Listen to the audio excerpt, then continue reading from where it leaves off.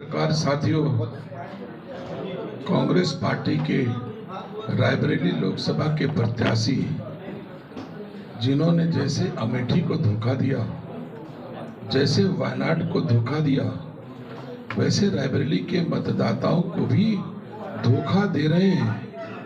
एक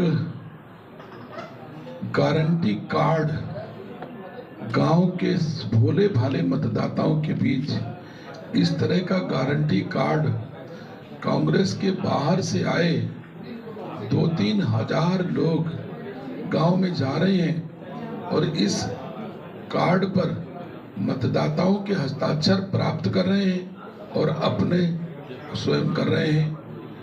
आचार संहिता में ये पूरी तरह से उल्लंघन है। नहीं कर सकते हैं।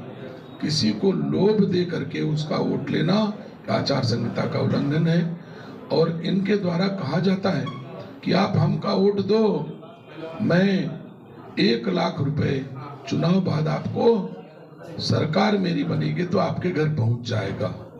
सम्मानित साथियों, आप हमको बताओ, इस आचार संहिता के उल्लंघन में कार्रवाई होनी चाहिए।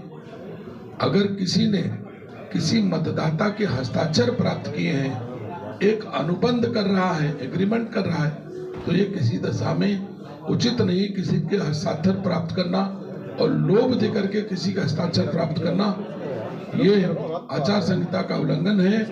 मैं चुनाव आयोग से अपील करूंगा कि ऐसे कृत्य जो कांग्रेस पार्टी के द्वारा किए जा रहे हैं उसको रोका जाए और इनके विरुद्ध जो भी वैधानिक कार्रवाई हो, मतदाताओं को लोभ देने की अथवा उनके हस्ताक्षर लेने पर जो भी संविधान प्रदत्त दंड हो वो इनको मिलना चाहिए, क्योंकि ऐसे कृत्यों से निसंदेह चुनाव प्रभावित होता है।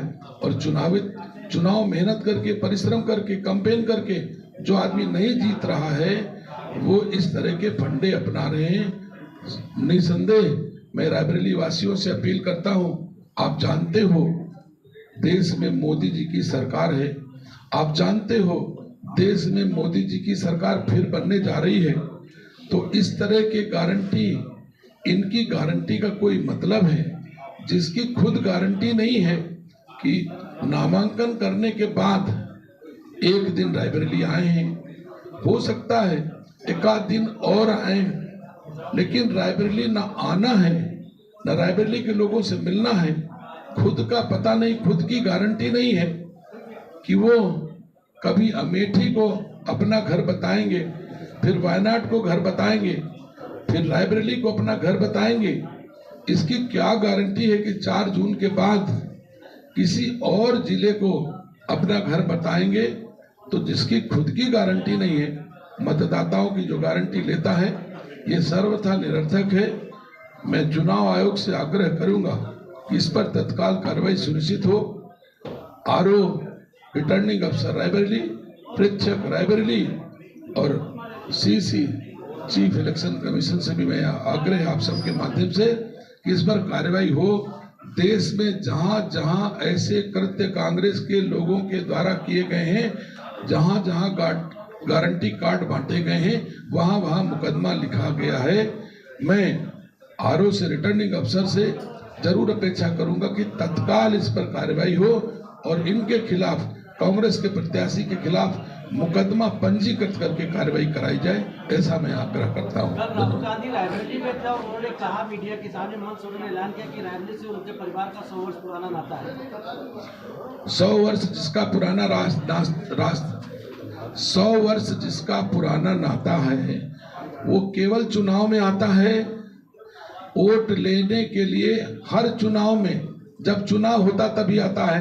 अगर नाता होता तो सुख दुख में भी नातेदार को आना चाहिए कि आना नहीं आना चाहिए। अगर सुख दुख में कोई नहीं आता तो नातेदार का मतलब क्या होता है?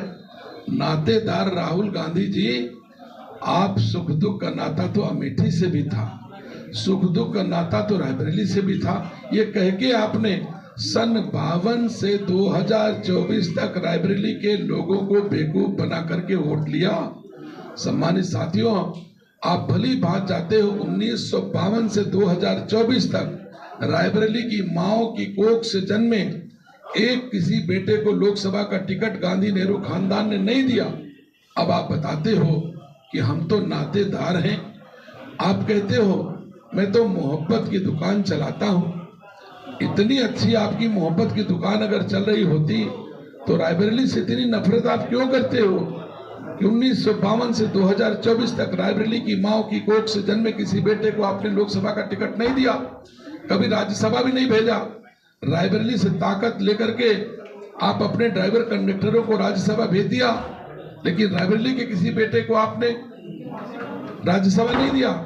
राज्यसभा लोकसभा छोड़ दो, आपके सांसद का प्रतिनिधि भी कभी रायबरेली के लोगों को होने नहीं दिया।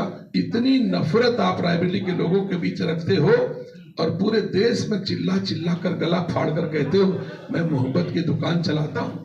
सम्मानित साथियों, मैं निंदा करता हूं, रायबरेली गांधी नेहरू खानदान की धरती नहीं, रायबरेली भगवान परशुराम के पिताजी महर्षि चंद्रगिनी की तपोभूमि है। रायबरेली बीरा पासी राणा बेनी माधव भगत सिंह के शौर्य और पराक्रम की भूमि है और थोड़े दिन में पता चल जाएगा कि रायबरेली किसकी भूमि है। रायबरेली से अब इनका कोई रिश्ता नहीं, क्योंकि इनका रिश्ता स्वार्थ का हमेशा रहा। वोट लिया और चले गए, वोट लिया।